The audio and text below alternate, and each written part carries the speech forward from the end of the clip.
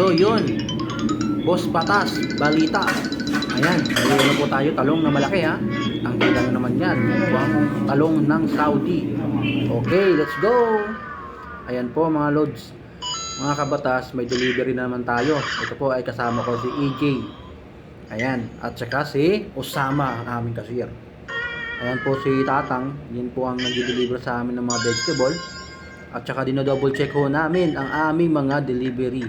Kung okay, all goods, para naman hindi siya agad mabulukan.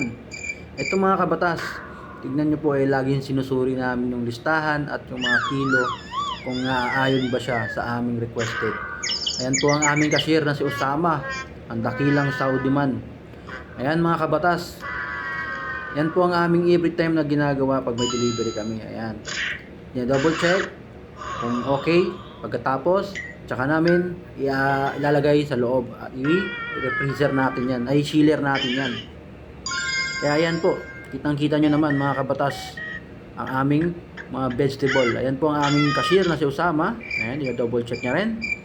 At saka bago namin ina-akit yan sa taas. Ayan po. Ayan, akit sa taas, akit sa taas. Bibilis yun, no? Kala mo robot, no? Yan mga kabatas, no? Every time na ginagawa talaga namin yan, yun po ang trabaho namin sa Saudi. Hindi lang po kami kusinero, kundi nag-delivery po kami, nag-inventory, naglilinis. Halos lahat nata ng trabaho sa kusina kailangan alam din ng isang kusinero. Kaya huwag kayong umasa na isang cook lang kayo ay tagaluto lang kayo. Kailangan lahat po ay gagawin nyo na ayon sa inyong nakikita at sa inyong kilos. Ayan, all goods po tayong lahat yan mga chef ha. Ayan mga kabatas, pinapasok na namin. Sinasalansahan at ilalagay sa bawat lagayan. Ayan po ang aming chiller. Ayan.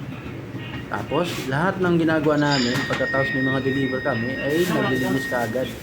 Para naman po, kahit na anong busy natin o anong mga delivery, kailangan malinis lahat. Diba mga kabatas? Ayan po, pinipili namin yung mga okay pa, yung mga gagamitin namin, ibabaho namin. Yan po ang aming ginagawa mga kabatas. Every time na may mga delivery kami, mga vegetable. Ayan. Kukunin lang po yung kailangan at yung gagamitin. At yung hindi na ilalagay na ho dyan. Ayan, mga kabatas, shoutout po sa inyong lahat dyan sa mga taga-subaybay ng aking video at sa aking mga followers. Ayan. Lagi nyo po i-follow ang aking page. I-like nyo rin po at i-share ang aking mga video. Ayan mga kabatas. Linis-linis. Ayan. Kuha ng walis. Ayan. Ayan po si Apo AJ. Ang aking kabrad. Yan po ang aking kasama ngayon. What's up G?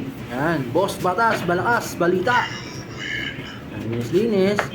Kasi pati rin sa labas, lilinisin din natin yan.